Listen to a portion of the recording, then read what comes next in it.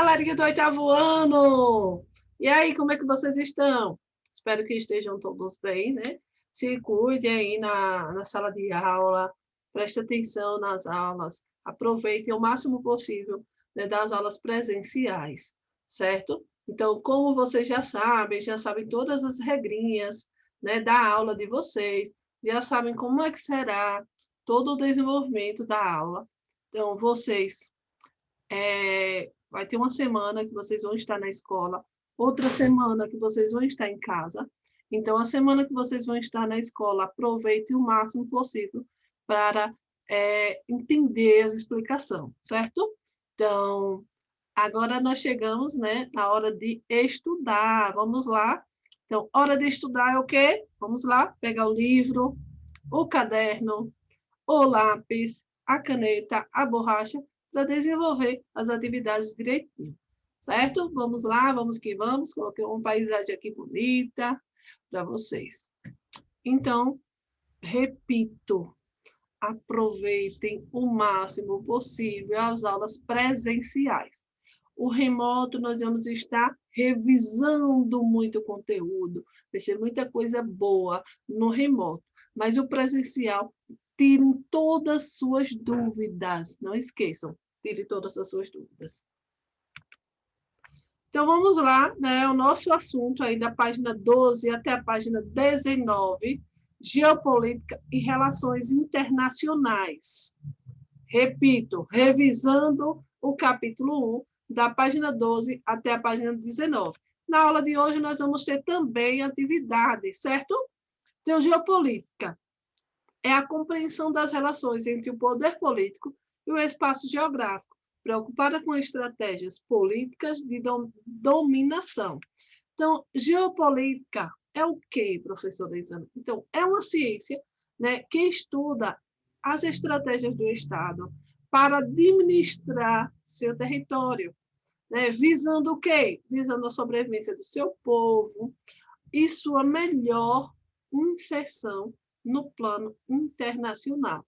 Então, a geopolítica, né, é um termo que foi criado pelo cientista político sueco Rudolf. Então, lá no século XIX, início do século XX, no final do século XIX, iníciozinho do século XX, ele cria esse termo geopolítica. Por quê? Para estudar, né, para ser uma ciência específica, para estudar as estratégias do Estado, de como administrar seu território, quais são as melhorias que ele deve fazer, né, para melhorar a vida do seu povo. Vamos lá. Então, nós temos aqui alguns conceitos simples, certo?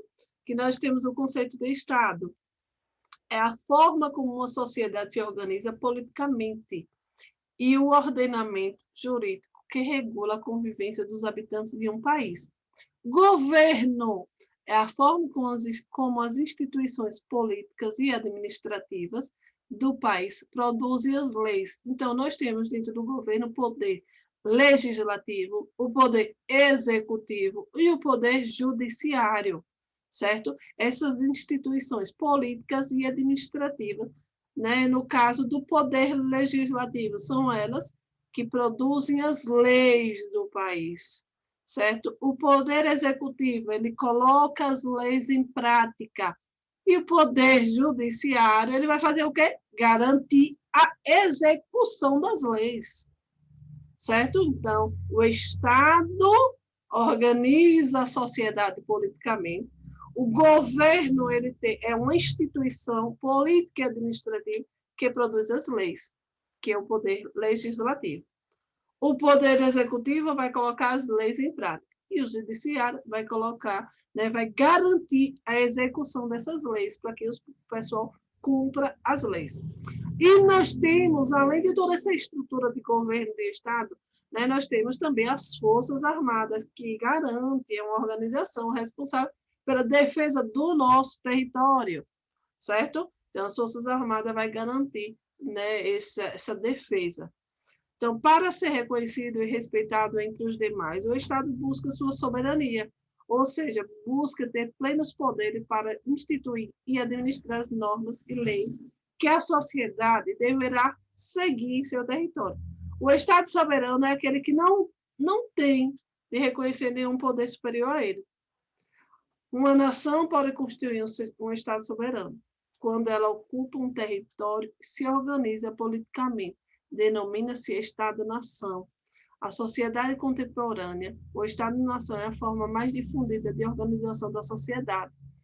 Há Estado-nação que abrange diversas nações, como o Reino Unido, que reúne as nações inglesas, galesas, escocesas, norte-irlandesas.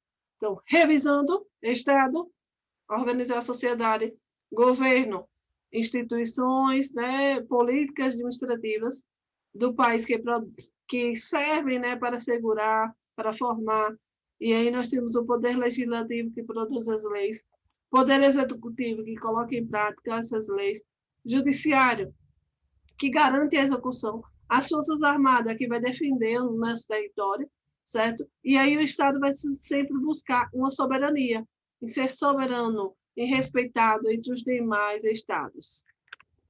Nação. Terminação pode ser definida como um coletivo humano com característica comum, como línguas e religião. Então, a nação, os membros dessa sociedade estão ligados por laços históricos, étnicos, culturais. Então, a nação ela vai ter todas essas características comuns, a língua, a religião, questões étnicas, questões históricas, questões culturais, né, em uma mesma nação. O território. O território de um país é a base física, então, o espaço, né, os quilômetros, a área territorial, é essa a questão do território. E dentro do território nós temos o quê? Os limites.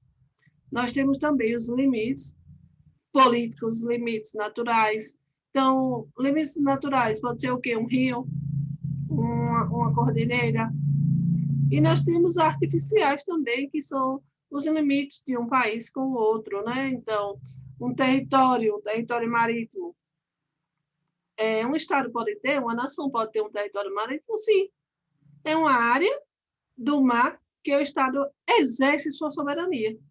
É uma área delimitada, né? Então, determinada por acordos internacionais, que é aquela área delimitada de um determinado país. E o país vai ajudar a manter, a monitorar, a observar, a fiscalizar.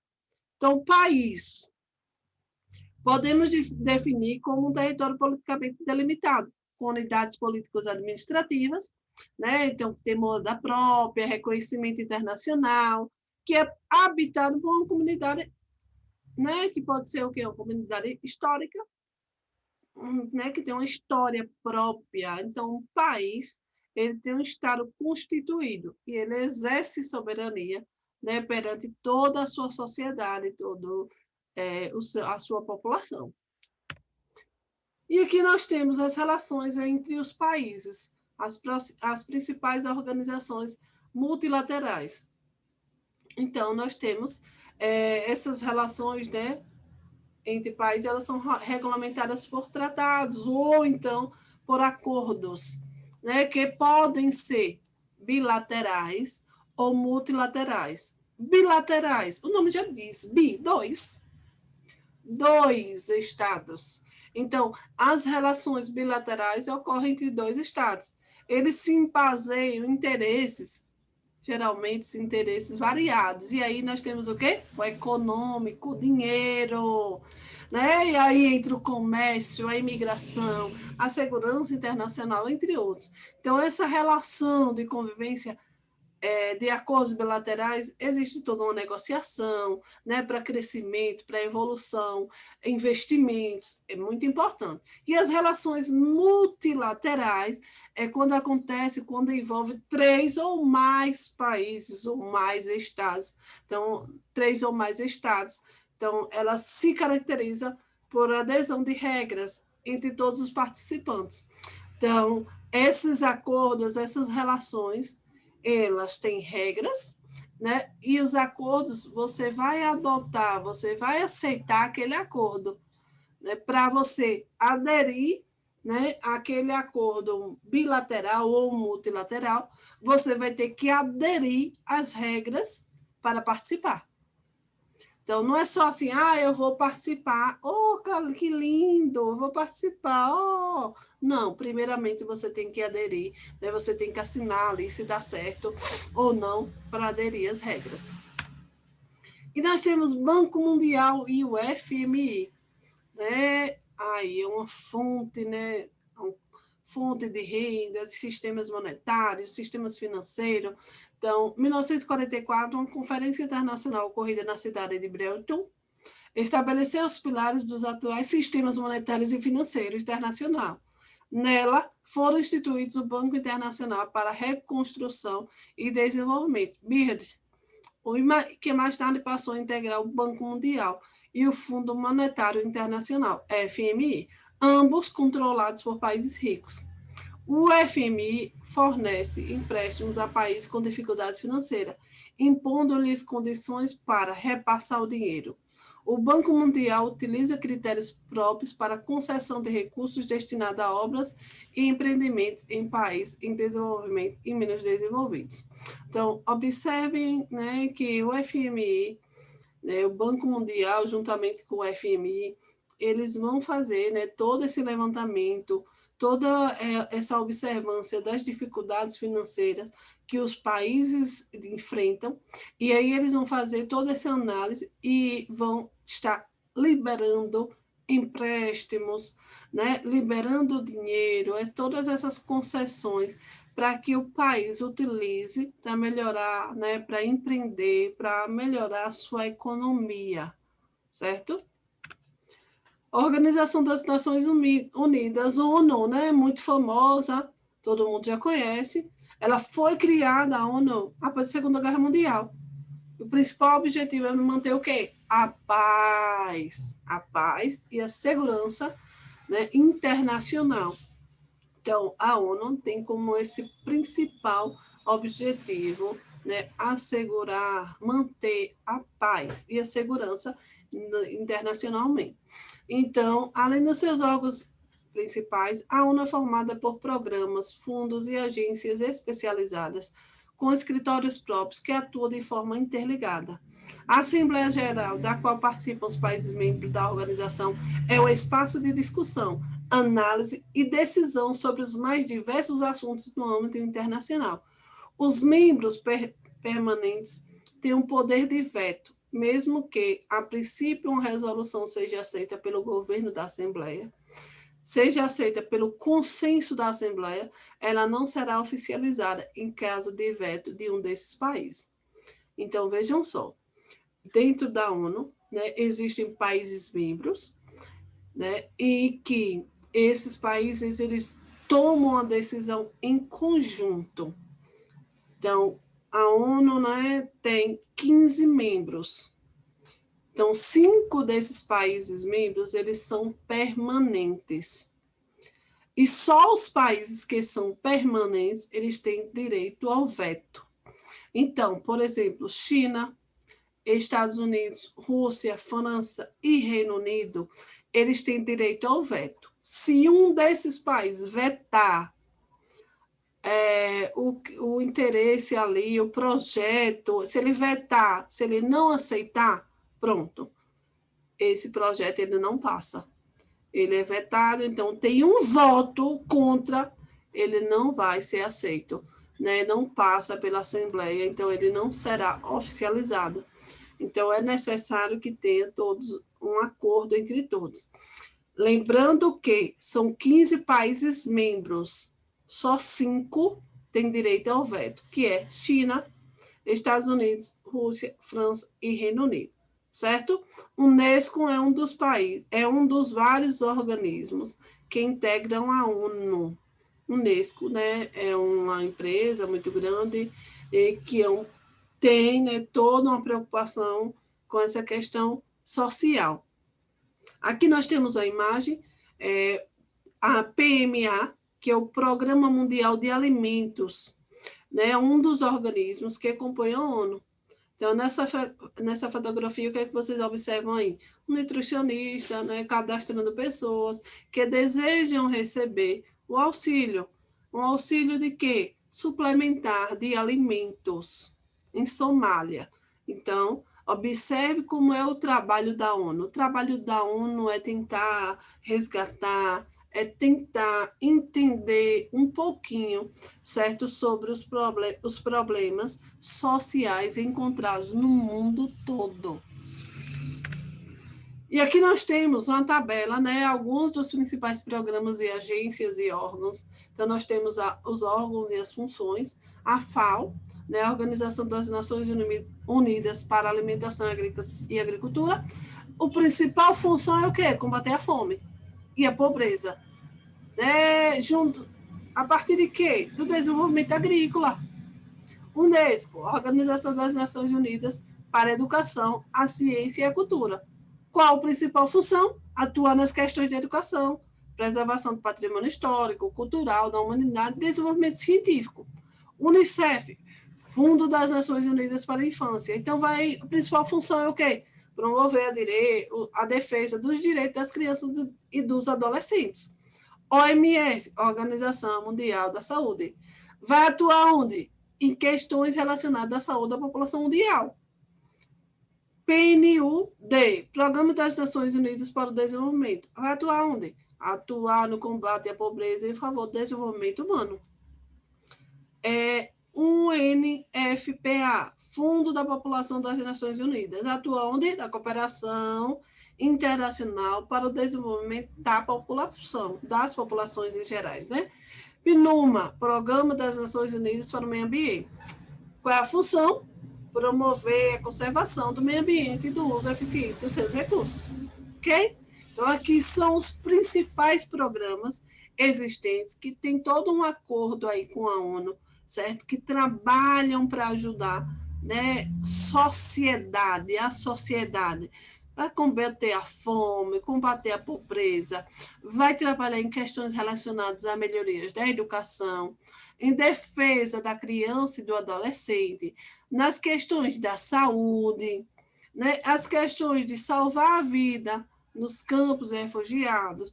Então, combater essa pobreza, tentar o desenvolvimento humano, atuar na cooperação internacional. Então, vamos promover, né, toda a função deles é promover questões ambientais, populacionais, sociais, preocupando com a população no geral. Então, o objetivo da ONU, né, essa integração, essa resolução de problemas e, principalmente, né, o objetivo principal da ONU é a paz e a união entre os países. Então, nós temos aqui, né, um resuminho, né, onde vocês observam aí, né, o conceito de Estado. Eita, passou. Conceito de Estado. Então, nós temos aqui no Estado, certo? Nós temos o povo, nós temos o território, nós temos o governo. Então, qual o principal objetivo do Estado é o quê? Assegurar a vida humana em sociedade. Então, o Estado deve organizar, garantir a ordem interna, né, e tentar assegurar toda essa questão da soberania, da ordem internacional. Elaborando aí as regras que vocês já viram, né? As leis, que as leis existem, elas devem ser cumpridas.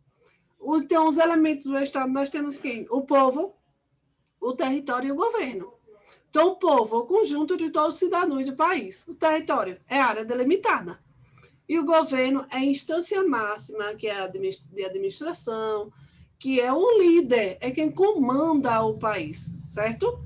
Então, aqui é uma revisãozinha básica para o povo. Aí vocês têm um conjunto, né, de pessoas submetidas à ordem jurídica estatal, que compreende o nacional, residente e o que está fora dele. Território é elemento material, espacial, físico do Estado, né, compreende a superfície do solo que o Estado ocupa. Então, tanto o mar territorial, como o espaço aéreo, como toda a questão do solo também. E aí o governo, que é o máximo, é a instância máxima administrativa, geralmente é reconhecida como liderança de um Estado ou liderança de uma nação. Então, o Estado, ele pode ter o governo estadual e também, né, no país nós temos aí o governo federal. E aí nós temos, né, fazendo a revisão do conteúdo, nós temos o povo, junto com a cultura, juntamente com o território, que dá o quê? Uma nação. A nação, juntamente com o governo, vai dar o quê? O Estado-nação. O Estado-nação ele se divide em quê? Em país e Estado. Deu para compreender? Povo, cultura e território formam o que é a nação, o país. Certo? A nação, junto com o governo, o país, junto com o governante, vai fazer o quê? Vai formar o quê? O Estado-nação. O Estado-nação fragmentado, nós temos o país e temos o Estado. Certo? Eu espero que vocês tenham compreendido tudo certinho, para ficar fácil, para que o conteúdo fique fresquinho na cabeça de vocês. E agora nós temos o quê? Atividade! Então, vejam aí no livro de vocês, né? Vamos lá na questão 3. E nós temos aí a parte, né, da questão. E nós temos o texto para que vocês respondam a questão agora. Então, leia o texto e responda as questões a seguir. ONU ajuda 16 mil pequenos produtores na África a fornecer alimento para a escola. Eu vou ler o texto para vocês, certo? Então, o Programa de Aquisição de Alimentos para a África, PAA, África, já beneficiou cerca de 16 mil pequenos agricultores e mais de 37,1 mil alunos da Etiópia, Malawi, Moçambique, Níger e Senegal, desde a sua criação em 2012. A iniciativa, que combina as demandas de iniciativas de alimentação escolar à oferta da agricultura familiar, é tema de um novo estudo do Centro Internacional de Políticas para o Crescimento Inclusivo. A iniciativa é fruto de uma parceria entre os governos do Brasil e Reino Unido, com o Programa Mundial de Alimentos, PMA, e a Organização das Nações Unidas para a Alimentação e Agricultura, FAO. A maioria dos países participantes introduziu alimentos ricos em proteínas nos cardápios escolares, como legumes, frutas e verduras frescas.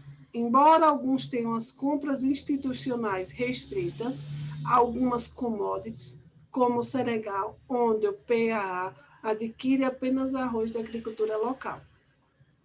Observem o texto. O texto está falando sobre os produtores, né, sobre essa parceria do governo do Brasil, do governo do Reino Unido, falando sobre o programa do PAA, que já beneficiou, né, tanto os pequenos agricultores, que eles acabam comprando, né, o projeto, a ideia é que comprar o alimento dos fornecedores, daqueles pequenos produtores, né, os pequenos produtores ali da agricultura local. Muito interessante, né, muito importante. Então, essa iniciativa da alimentação escolar, dessa agricultura, de comprar da agricultura familiar, isso é muito importante, uma iniciativa muito boa, porque o aluno vai ter o alimento, né, e as famílias vão estar produzindo alimento para vender, né, os governantes locais. Então, é muito importante, muito legal.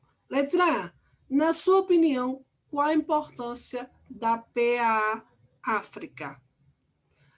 Letra B, quais organizações mundiais estão envolvidas nesse projeto? Então, aqui no texto, com a explicação que eu dei agora, já dá para entender, né? Já dá para compreender essa informação, você já dá para responder com essa explicação que eu dei. Então, quais são essas organizações, né, mundiais que estão envolvidas nesse projeto? Caramba, é muito fácil, né? Então, qual é a importância do projeto? Vejam que interessante. Então, veja a importância, né? Como eu falei, pode ser, né, uma oportunidade de produzir alimentos nutritivos destinados à merenda escolar. Então, vai combater a fome, vai estimular, né, estimulando aí o desenvolvimento econômico, gerando renda para a população camponesa dos países envolvidos. Então, como eu falei, a população, né, os agricultores locais, eles vão ter uma renda, né, porque eles vão estar vendendo, produzindo alimento, né, para vender ali ao governante, para ser destinado à merenda escolar. Vai estar combatendo a fome e vai estar ganhando seu dinheirinho. Né? Então, é muito interessante, muito importante. E, além de tudo, eles vão produzir com todos os cuidados, porque a produção familiar é uma produção mais voltada à saúde, alimentos nutritivos, né? Alimentos saudáveis. E aí, esse alimento saudável que vai para as escolas. Olha que interessante. E quais são as organizações? Muito fácil. Então, as organizações mundiais envolvidas são a Organização Mundial das Nações Unidas para a Alimentação e Agricultura, que é a FAO, e o Programa Mundial de Alimentos, PMA, além da parceria com os governos do Brasil e do Reino Unido.